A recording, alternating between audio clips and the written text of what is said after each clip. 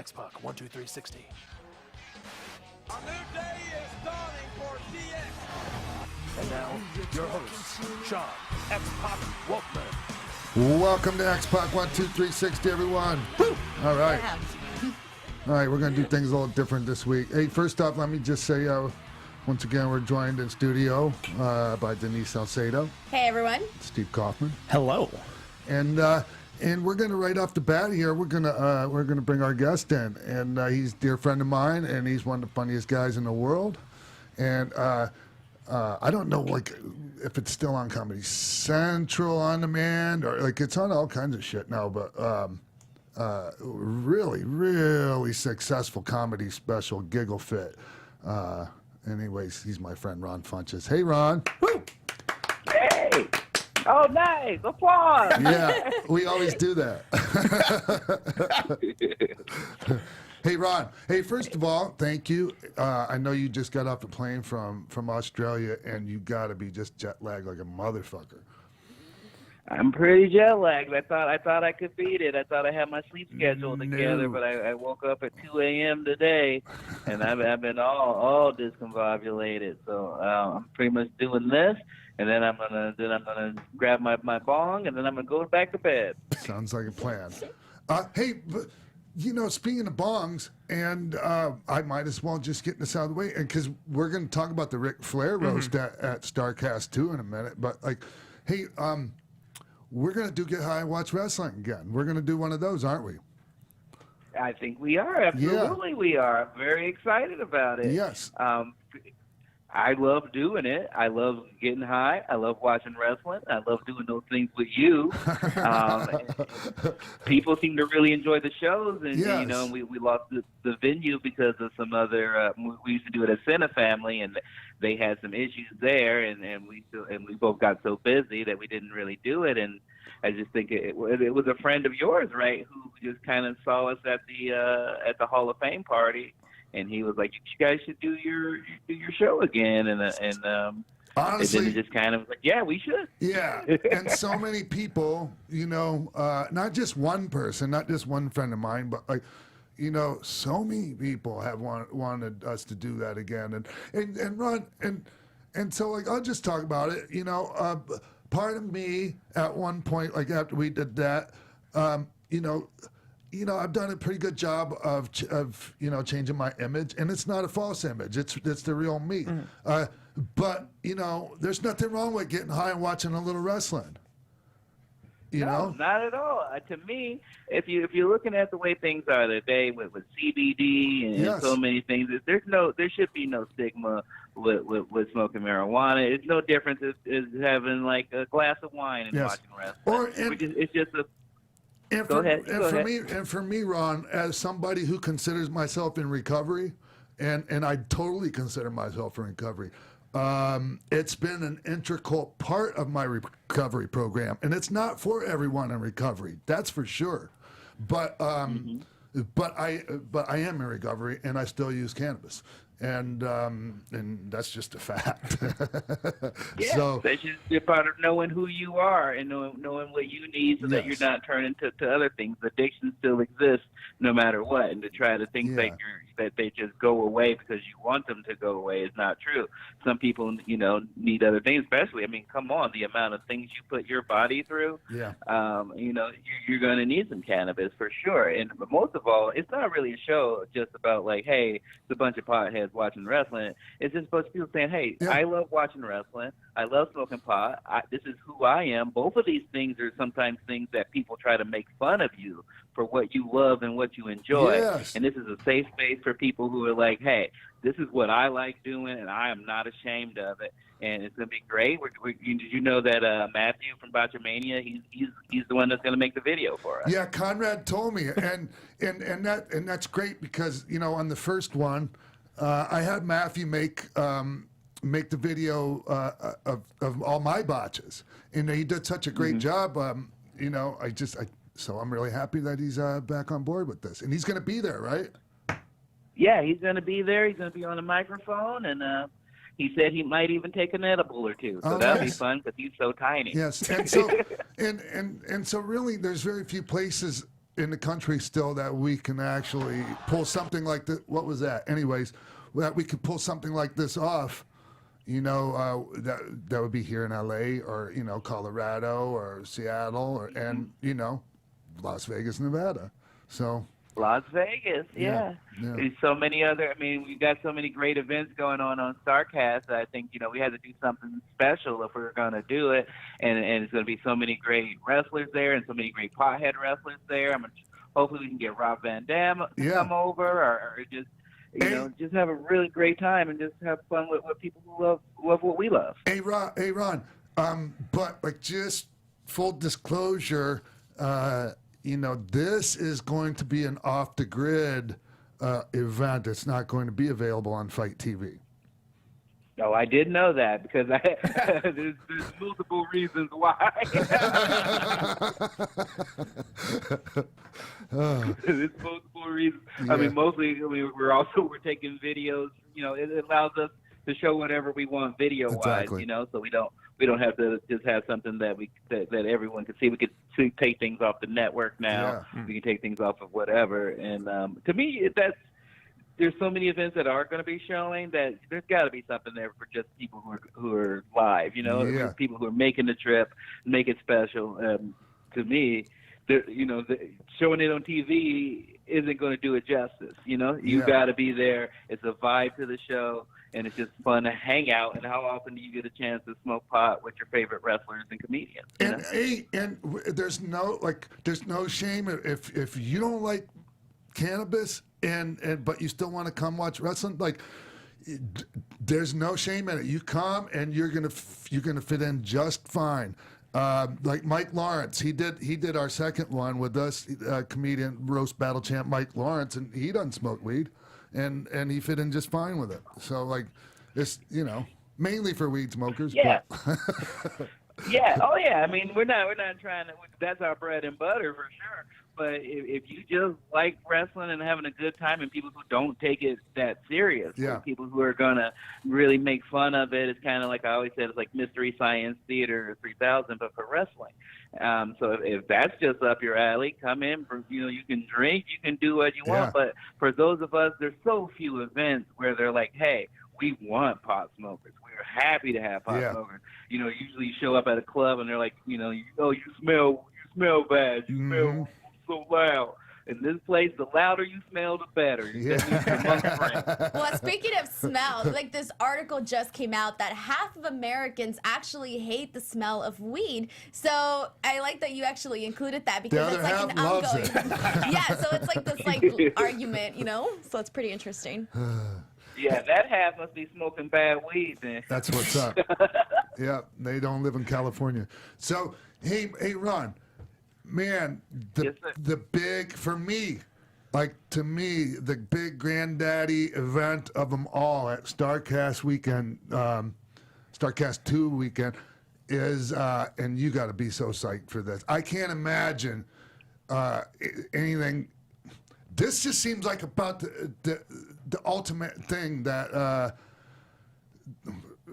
as far as you, as a fan of wrestling, being able to host. I'm having a hard time spitting shit out right now. Today, Junior. It's a fantasy. It's a fever dream. Yes, man. Nature Boy Ric Flair, the Roast of Ric Flair, and you're hosting it. Damn. Yeah, I can't believe it. When Conrad asked me, I was just. He just asked me to be a part of the roast. He didn't even tell me who we were going to roast. And so I was like, I did it last year with Bruce Pritchard, and I definitely wanted to be at All In or Double or Nothing either way. And so I was like, yeah, man, I'd love to be involved and happy to help. And then the more we got to talk, and then he was like, I'd love you to host it. And then he told me that it was going to be for Flair, and just from my special, from Ric Flair being in my special, and then kind of, started a bit of a friendship there, and where I went to his birthday party this last year. I saw that. Yeah, and so to me, it's just like I'm truly living a dream, and it's just a shame that I got to go and mock him relentlessly. Hey, but it's going to be a blast. Hey, Ron, do we have any idea who's going to be on the dais yet? We got some. We know I know that Tony Schiavone is going to be there. I think that's something that I could announce. There's a lot of people that I know that I can announce that are very, very exciting. Like just some real, real big actual celebrities, just even outside of the wrestling world. Yeah. Some people that were just, if you saw who was at his birthday party, it's kind of similar to that. So I'm definitely not going to blow the whistle on who's going to be there, but it's going to blow last year out of the water. No doubt. Nice. Do you already have some stuff prepared or mentally prepared for this? Oh yeah, I got my suit ready. I'm preparing I'm preparing for this just as hard as I did for my comedy special. So I'm gonna knock it out of the park. I'm gonna be a good host. I'm probably not gonna be the meanest because I know we're gonna have some really, really mean comics there, and it's kind of my job to be the host and move the party along, but I'm going to tell the truth, that's for sure, and I'm going to talk trash, and I'm going to make sure the show goes great. I'm going to make sure that it's a night to remember, and that it's a night that Ric Flair will definitely remember. I can't think of anyone currently alive in the wrestling industry more roastable than the Nature Boy Ric Flair. And that people would want to see get roasted. In any community, like to me, this is a roast that could be on Comedy Central, Absolutely. could be on HBO. Oh God, hey Ron, the rate I can honestly say, like I can see the ratings for a Ric Flair roast on Comedy Central blowing all others out of the water. I can see it. Oh, absolutely. And so to have it just on Fight and just be for the wrestling fans, I think it's going to open a lot of eyes and get some more people interested in what Conrad and everybody's doing down there. Yeah. Hey, do we have what are the dates on that, by the way, real quick? The Roast of Ric Flair, I believe, is the 24th. Okay. Starcast starts on the 23rd. Yeah. Hey, so Ron, something you were gonna say? Oh, I just want to say I will be the night before. I'll be hosting a stand-up show on the 23rd, Thursday night at 8:30. If people want to come, that'll be me and a lot of the comedians that are on the roast, doing some, practicing for the roast as as just doing some regular material. So if people want to come to that, please check that out. Where's that going to be? I think that's going to be in Caesars on the 23rd, 8:30. Okay. Hey, Ron, I just, while we're at it here and I got you on the line, I want to thank you for coming to the Hall of Fame and seeing me get inducted. It meant the world to me that you were there for that, Ron, because I know where you would have rather have been, if we're going to be honest. Well, I did have, it was no problem. I did have my tickets for the Ring of Honor New Japan show for about a couple of months prior. And I was like, I was worried that maybe I'd want to go to TakeOver, and then when they moved the TakeOver night, I was like, okay, there's no way I'm missing this New Japan show.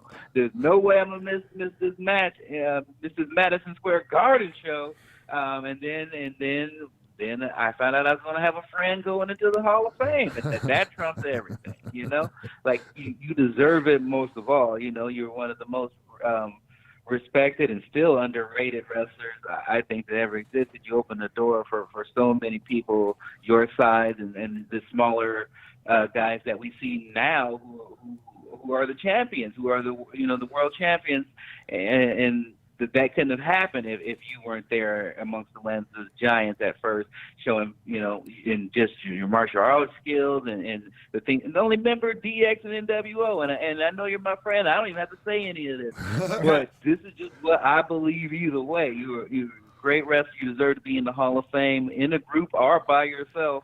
So, and you're just a great person, and you really turn your life around and really constantly are a And I'm just a model of being honest with your life, and if anyone deserves it, and anyone was going to make me, I had to be there. There's no way I could miss it. Thank you. And I'm trying to get better, and that's the name of your podcast. And I forgot to plug it at the top of the show. So. Yeah, getting better. You're in a couple episodes. People want to check that out.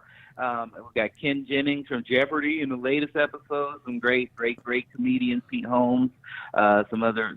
Chris D'Elia, just check it out if you want to. It's mostly it's about Getting like better. you said, just about getting better. Just about getting better. Constant struggle of it, and we try to make fun of it because it's a hassle. So Ron, while I'm at it, and yeah, I have been getting better in life. And honestly, like having friends like you is part of the reason I've been getting better. I've surrounded myself with some great people, and you're one of them. So I appreciate that. I'm grateful for your friendship. I'm grateful for you. I really appreciate you. So, that makes me feel really good. Thank you, Sam. And hey, so the Hall of Fame ceremony was kind of it wasn't like last year's and the year before. That's for damn sure. No, it was definitely worth watching. Yeah. But they'll probably not do that ring format, that easily accessible from all angles ring stage anymore. Yeah, that was a little much, right? Like, hey, so we're not even talking about that guy anymore, right? No. We're not even like no one knows his name, and we're gonna keep it that way. Yeah, no, he doesn't deserve any type of press. No, it was just a fun, weird show. Bret Hart was amazing. It was cool that he was able to keep going, and that's who we should be focusing on. I'm just mad because I was really trying to meet Bret Hart after that show, and then he didn't stick around. Oh, you didn't get a chance to meet him? No, You've never met Bret Hart? I didn't get a chance to meet him. Dude, you would love Bret. Honestly, yeah. Oh. You guys would get along great. For I a do. lot of reasons. Hey, so you guys want to hop in here? Yeah, well, I kind of wanted to ask you, not ask you a question, but I just wanted to throw into the fact about the guy and the whole thing where you said, like, oh, maybe it's good that we don't know his name. I don't know about you guys, but they should just put his picture up everywhere in Canada, so he would never go to Canada, because if he does, can you imagine, like, what would happen to this guy if he did? So it's not a question, but it's just a comment. Hey, who do you think got their ass beat worse, that guy or the asshole that spoiled the Adventures Endgame thing over in Taiwan for everyone? I think that guy, because he... No, you finished. No, I think that guy because he posted it on the internet versus this guy who actually ran into a locker room of WWE superstars. That's I don't know. That's what I was gonna say. He was with too many. There was too many trained MMA people and people good with their hands at that Hall of Fame. That's how you know. At least we should have some sympathy for him, because he must have some type of mental issues. Because there's no way you would think that was a smart move if you have full use of your faculty. Yeah, I feel real bad for him and his mental issues. Fuck that guy. No, I'm just kidding, everyone. I definitely don't want to make light of mental issues, because I have plenty of them. So you can feel both feelings. Yeah. But no one attacked Bret Hart. He was lucky that the Revival got to him first. If I would have got to him, I love Bret Hart. I would have killed him. Yeah. He was lucky. He was lucky that, dude, that fucking right that Dash Wilder hit him with, man, that looked like it was. Yeah. Yeah, that looked like he got hit with a shotgun. He dropped right after that. I took a lot of pleasure in seeing that. I'm not gonna lie. Speaking of, I hate saying that, Ron. Really, I hate saying that. It livened up the Hall of Fame and made my girlfriend really excited because she had just taken an edible. Like, this is crazy. Oh shit! Hey, Ron. So okay. Yeah. Ron, is there anything like roast-wise, like any of the Dean Martin roasts that you're watching currently to prepare for, especially a Las Vegas Strip style roast? Ooh, I like that question. Then I love that you said the Dean Martin ones and you didn't say the Comedy Central ones, which suck. But yeah, I do watch the old Dean Martin roast. I have been going back and looking at some of them. My favorite roast, actually, though, is the roast of Richard Pryor. I think that is the utmost representation of a roast, because it's a bunch of people who are really good at comedy and also who really know Richard well, and they just rip him apart. And it's beautiful to watch. And I'm kind of looking at that as kind of what I want to do, to just keep it live, keep it loose, keep it probably not sober, and just make it real fun for people. Speaking of those Dean Martin roasts, I got on a kick where I was going to all the Dean Martin roasts, but I was fast forwarding it to Foster Brooks and everyone because I just thought he was so funny. Anyways, I don't know why I had to share that with everyone, but yeah. People need to know. Yeah, they need to know that I love Foster Brooks. Okay. Okay. Did you guys watch any of the Crockett Cup? I do want to talk about that. Yeah, go ahead. Yeah. Well, there was a lot of, you know what? Honestly, for me, I just think that it was with a lot of the title changes, and I'm also very excited that PCO and Brody King are literally like taking titles left and right. That's my personal fun and all of that. Yeah. But yeah, what did you think? Oh, I love that too. I love that too, especially because I'm a big fan of Brody King because he's one of the trainers in my small time of wrestling training down at Santino Brothers, and he was it's such a beast in the ring and a gentleman outside of it. So I'm so happy for him and the success that he's getting. And but overall with the event, I was just really, really impressed with.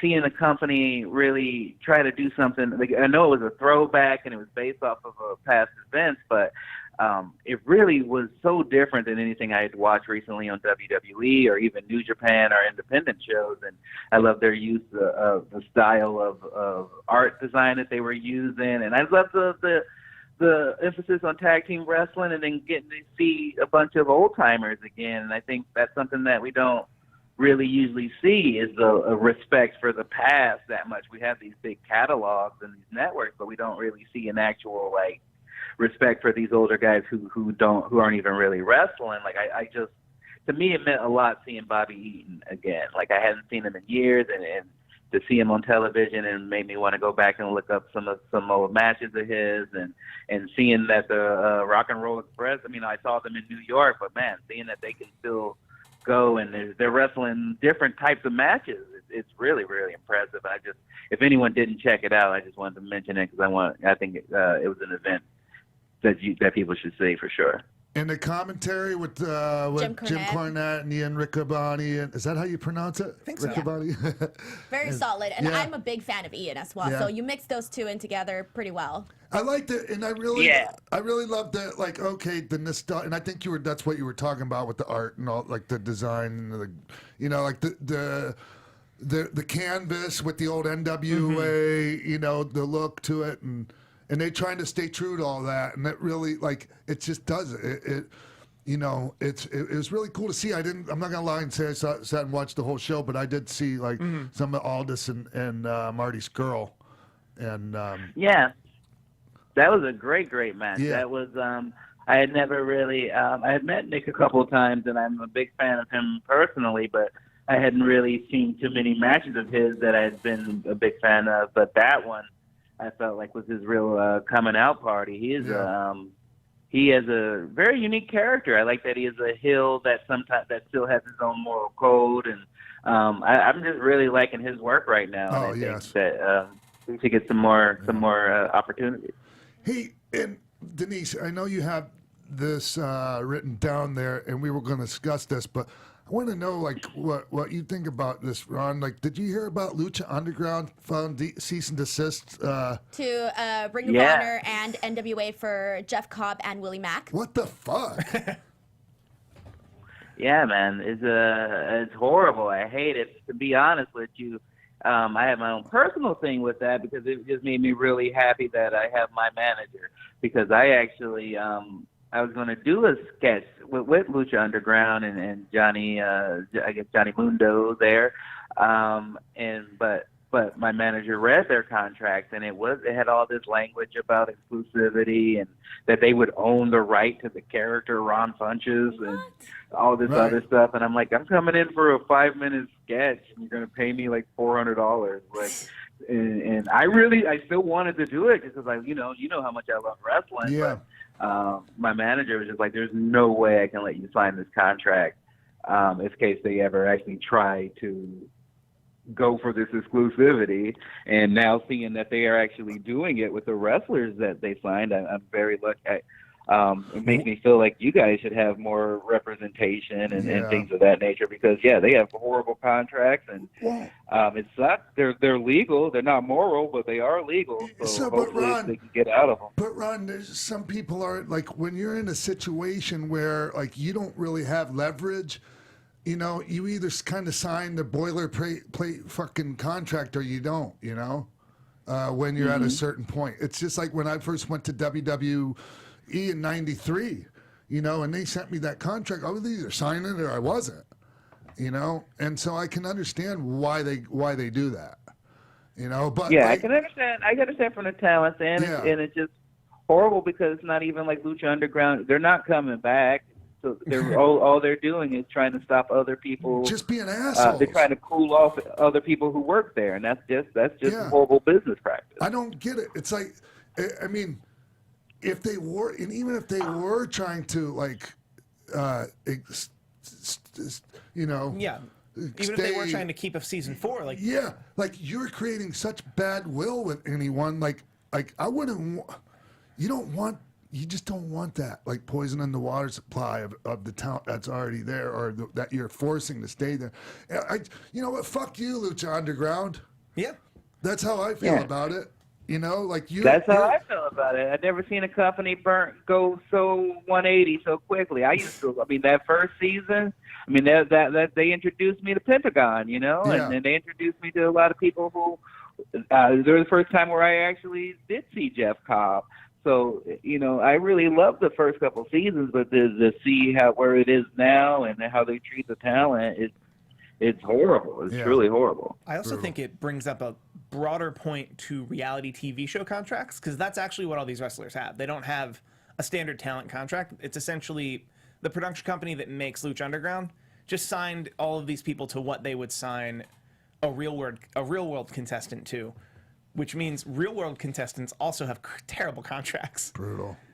That like essentially right to refuse. It's just astonishing to me, honestly, but about what you mentioned, Ron, about the fact that you were just going to go in and do something very quickly, and they already wanted exclusivity to your name, like if you didn't already build that on your own prior, and like you weren't going to continue to keep on building your own name. That's just like mind-blowing. And like I wasn't born with that name. See, that's just insane. Like I can't even wrap my mind about that. And it honestly, like hearing the fact that you said, you know, I had this manager who said this and this and that and pointed these things to you.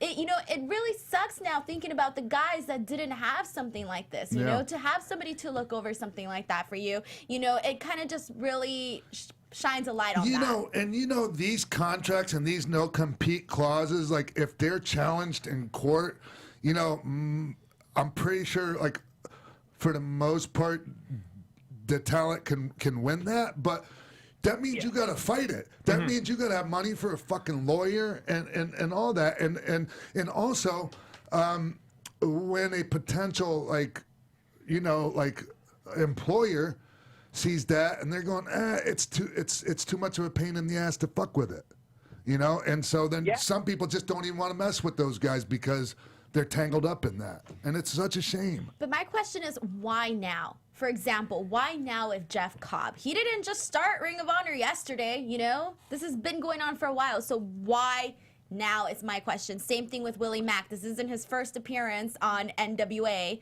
you know, so... Do you think this is an ego thing, Ron? Like, hey, we're gonna show you. You're not gonna get over on us. We don't want you, but no one else can have you either. Yeah, I think that's exactly it. You see it in business all the time. You know, it's a thing you can do, but it usually means you're a bad business person. To take it back into the entertainment industry, things happen with Deezus and Mero when they were moving over to Showtime. Yeah. They still had their show available to be on Vice for a while, but Vice just cut it down and they canceled the show and they let them sit out because they didn't want them to continue to gain popularity to take it over to Showtime. So I think that's kind of how they're looking at it, is like, hey, you guys were here. We don't want you to take, you know, whether they're right or not. I think that's how they look at it. And it's not, you know, you say with Lucha Underground at all, but we see it in other places. I mean, it's pretty much the same situation that Luke Harper is in right now, you know. He wanted to leave. And then they added 6 months to his contract out of spite because they're like, hey, don't go saying this in public. You know, if business can be dirty. You know, I thought that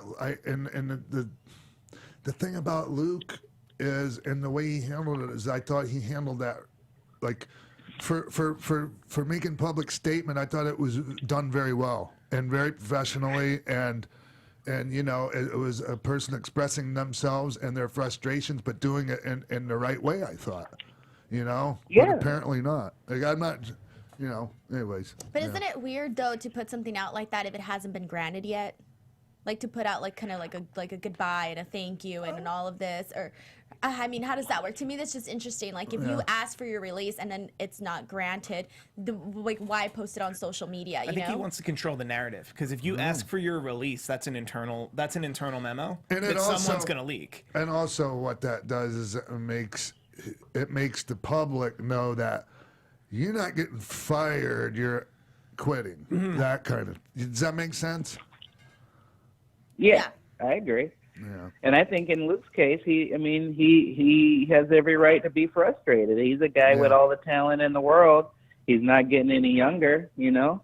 If he wants, and there's other opportunities, places, and if they're not going to push him, I mean, I watched his weekend of matches during WrestleMania week at the Access shows, and man, that's a guy who, if you're not going to put him on that main roster, then let him go somewhere. Yeah. Let somebody. That's again where we get into this whole thing of like, be one thing or another. Either this is a real job and give these people health care and take care of them like you're an actual job, or if they're independent contractors, if an independent contractor wants to quit, they get to quit. You don't get the best of both worlds, which I think is usually how the WWE plays it. They're a sports company when they want to be a sports company, and they're an entertainment company when they want to be an entertainment company. No comment, but I don't disagree. I'm just saying, like, where do you find the line, though? If X amount of people are asking for their release, and, you know, some people are granted, some people are not, and then some people think, like, okay, well, if this person got granted, so can I. Where do you find the balance where, you know what, like, this is still a contract, you signed it, you still have to honor it. Like, if not, then everybody would just be leaving contracts whenever they wanted to, and then what's the point of a contract, you know? So I also think about it in that perspective. Isn't there has to be some sort of balance. I don't know. I just know like maybe they actually covet Luke Harper more than people think. I don't know.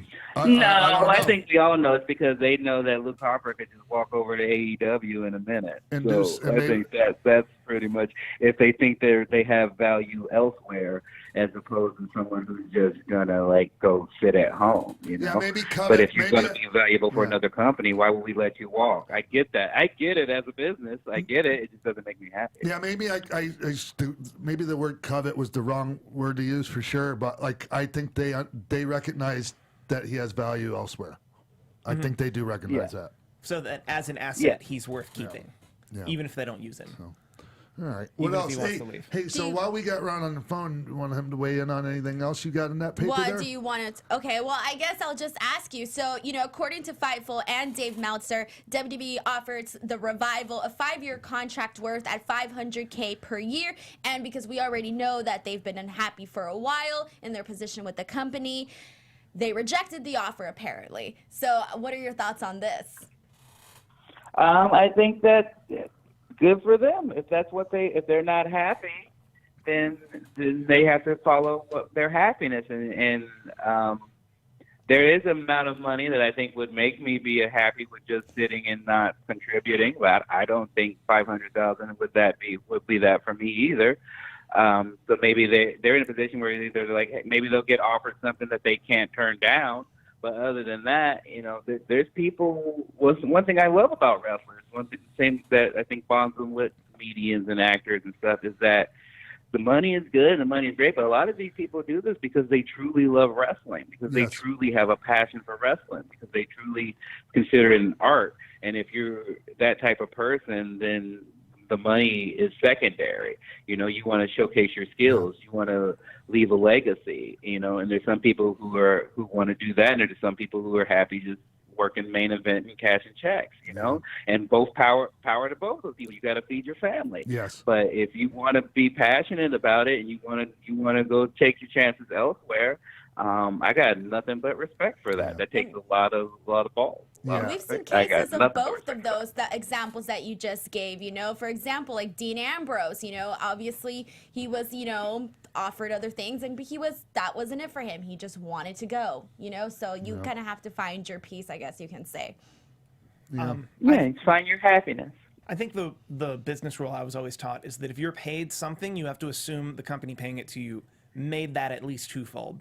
So to hear that the Revival was offered $1 million a year for 5 years, in my mind, that I don't think the WWE can make $3 million a year off the Revival. Huh. In their current system, the way they handle tag teams and tag team wrestling, I don't think so. I honestly think the Revival were given a very good deal, but once again, it's not what they want, and hopefully they can make that elsewhere. Yeah, I mentioned this, a couple months back when I think the Dean Ambrose thing first, broke, that he wasn't going to stay, and I said this: creative satisfaction is highly underrated. If you don't have it, the money doesn't spend nearly as well. That's the way it is. If that's important to you and you're sitting on the sidelines and you don't feel like you have skin in the game and you're contributing, it's a really depressing situation sometimes. Like, I've been there, and there's different reasons. Like that, especially with a job where you're putting your body on the line daily.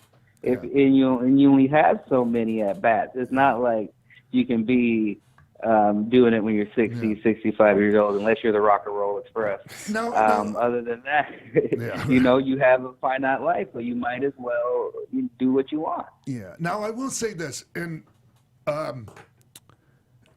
look, sometimes there are reasons that the general public isn't aware of why somebody may or may not be getting the push we think they deserve.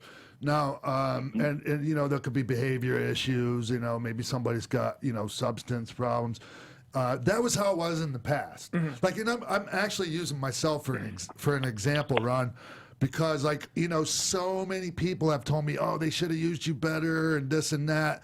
And if I'm being honest, there are a lot of times when they really couldn't because I didn't let them, You couldn't be counted on. You Sure. couldn't be counted on to be there. Sure. Yeah. Whether it was because they only got 15 days a month in my contract and they needed me for more, or I was just an asshole and, was being difficult to deal with, which happened occasionally. And but okay, everything being equal though, I'm going to assume that's not what's going on with any of these guys, because it's just a different culture now. And so, yeah. So sometimes there are reasons, but, for the most part, Well, it reminds me a little bit of things like in comedy. I always put parallels with it with comedy, and to me, WWE is similar to Netflix, where it's they're like, let's just acquire all this talent. Yes. Let's get all this talent. And when they have all this talent under contract, it only just means that other people can't use them. It doesn't mean they have to use them. Yep. It just means that other people can't use them. And you see it now. They're still stockpiling talent. If you look across all the brands, there's so many talented wrestlers that could be main roster worthy. People like Tony Storm, people that are just Trevor Lee, who just got signed. Yeah, all these people, and then not as much, airtime for them. So it clearly is, as much as people don't, or they won't talk about it that much, it is a reaction to AEW and thing where you're like, let's stockpile this talent and keep them away from a prospective competitor. Yeah. But then it lowers the value of that person. So if your contract is up or you're a free agent, you're in the best position because you have the ability to say no. You have the ability to control your price a little bit better. So, that's just kind of how I look at it. Is that they just want to make sure they have as many key players under their banner, and then they can decide when they want to use them. But the interesting thing to me is that, it's almost like, I don't know how the right way to word this is, but it almost feels like a lot of people think okay, for example, I want to leave this company or I want to get out of my contract, whether it's Lucha Underground or whether it's WWE or whatever company they for the ones that are okay, I want to go to AEW or consider AEW as an option. There's going to come a day where AEW is also going to become overflooded with talent. And yeah, they're the new kid in town. They're the hot thing people are talking about, but then also that doesn't guarantee airtime for everybody else if they're still going to also build up their roster someday too. So I know a lot of people are looking at AEW like this new safe haven or whatever you want to call it, but it might not also be the case that way. Also, if Vince decided to just go ahead and release a shitload of people that talked about wanting a release, like that might flood the market and turn it from a seller's market to a buyer's market, just like that. Don't worry, like Right. still there's transactions are happening. You know, it's just the leverage will switch. You know, people will still get jobs, but you know, when there's a glut in the marketplace like of talent, you know, those things can happen. Also, to your point, Denise, I see, or at least we're all hoping for AEW to be more of a rising tide than anything else. Because if AEW gets better and it becomes a buyer, and it makes WWE get better, which makes MLW get better, it makes Ring of Honor get better, it makes NWA run more shows. Hey, Ron, like I just read that Lucha Brothers. Do they call them Lucha Brothers or Lucha Bros? Lucha Bros, I think. I've been hearing both. I couldn't Yeah. say I say Lucha Brothers, but I guess it just depends. Hey, so yeah, I was, you know, like all this, you know, during all this talk, AEW, and you know, everyone's like, you know, grabbing for talent for the promotion, MLW, Impact. You know, the Lucha Bros. Yeah. Yeah. They seem to be the only ones that were getting away with being, you know, just floating around from company to company. But apparently, like AEW's got them locked up, coming up pretty soon. I heard something Yeah, they about must that have saw actually. that. They must have saw that Impact Spanish Fly that Phoenix tried to hit, and where he landed on his head. I They're like, heard. we're not. We need you to rein it in. Yeah, I get it. I was surprised they were able to float around. You know, it's only a testament to what big stars they are. So, I think you know. there's. Oh, absolutely. I think Lucha Underground has a Absolutely. deal with AAA, who then turned around and got a deal with AEW. Yeah. Not that it matters Hey, much. so where are we? Where are we? Are we done? I mean, we only had two other things that we had was just Brian Cage, you know, winning the Impact title, defeating Johnny Impact. So good for Brian Cage. You Yes. know, I can't describe another athlete out there like Brian Cage. He's a unique one of a kind, and I think he has a lot of great.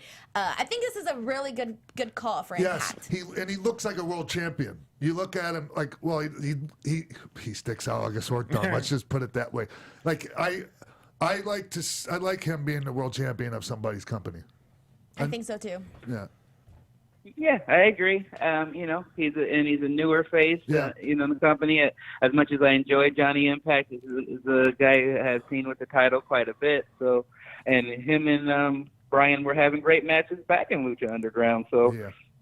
I liked it. I was watching a bit of the event, and I'd say it was pretty enjoyable. I think I liked the Crockett Cup a little bit more, but I thought it was a great show. All right. Hey, so Ron, I guess, I mean, is there anything you really want to plug before we go that we haven't already talked about? No, just tell people StarCast. I'll be there all weekend. Thursday, my comedy show. Friday, the roast, and then also our Get High Watch Wrestling. And then I'll just be hanging out. Come say hi. Take pictures with me. I'm probably one of the only people not charging for pictures. Not that I begrudge your industry that does that. But if you come see me, just if you want to pick, want to say hi, want to say what's up, just come say hi. Listen to my podcast. That's about it. Ron, thank you, man. I'm grateful that you took the time out today, all jet lagged and shit. Means a lot to me. And just like I said earlier, you know, I'm grateful to have you as a friend. And thank you, man. Have an awesome day. You too. Again, I appreciate you having me on. I always love talking wrestling with you. So, and you're one of my favorite people. It's a pleasure to know you. Anyone that knows you knows that. So, I'll see you soon. Come by the house. All right, man. Hey, Ron Funches, everyone. Thank you. All right. Hey, so I don't know what time is it, Jeff? 52. 52. I think we're good. Yeah. Yeah. Full show, guys. Ron Funches, what a great dude. I'm a huge comedy nerd, so even for me, I'm geeking out back here listening to his takes on all this stuff. Yeah. Good guy. Great show. I'm glad that he weighed in on some of these news items. Yeah. Me too. Because he has a lot of a very fun energy. Yeah. Yeah. So real quick, oh shit. So I think it's June 29th. I'm at River City Wrestling Con. It's in Jacksonville. So that's coming up. And before that, like starting June 8th, I'm going to be gone for 2 weeks. And we'll June 29 here for River City, Sean. yeah, Yep. and I'll be there with Scott Hall and Kevin Nash. Oh shit! I need to shoot a promo for them, by the way. And before that, for 2 weeks, I'll be gone. Starting June 8th, I'll be back at NXT and on the road with them for a couple of weeks. I'll be down in the PC, and also I'm gonna do a couple of shows. Like I think they're gonna be in Oklahoma City and like some other places, cool. and I think I'm gonna do that little run with them. So looking forward to that. Because I just loved like that week I was down there was just fantastic, and seemed like they liked having me, and so I can't wait to go back.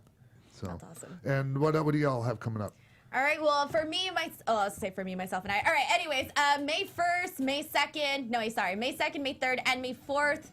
Okay, the first week of May, I have 3 shows coming up. You guys can check those out. Find those on Instagram and Twitter @_Denise Selson. I'm already forgetting my own dates. That's terrible. I'm Steve Kaufman. You can find me on Twitter almost exclusively @Steve Kaufman. That is KUFMANN. I am involved in 5 YouTube pages, including this one. So if I've tweeted the link, chances are I'm involved. You're welcome to tell which ones they are. Like YouTube.com/X-pac is the one you're currently watching. Starting May 1st, we will be releasing 2 clips a day from previous episodes, so you'll be able to find them topic specific. Also, we're working on some good stuff. Also Ric Flair's. Yes. Also Eric Bischoff's. Also Bruce Pritchard's. Also Tony Schiavone's. All right. I got 5. Yeah, more than welcome to mention all those guys on here. All right. Hey, thanks everybody for tuning in, and we'll see you next week. From executive producers Maria Menounos, Kevin Undergaro, Phil Svitek, Sean Waltman, producers Mark Donica, Jimbo Frank, and TK Trinidad, and the entire X-pac 12360 staff, we would like to thank you for tuning in. Like us on Facebook, rate and comment on iTunes and YouTube. Follow X-pac on Twitter @TheRealXpac, and email us at xpac12360show@gmail.com. The views expressed herein are those of the hosts only and do not necessarily reflect the views of AfterBuzz TV or its owners or principals.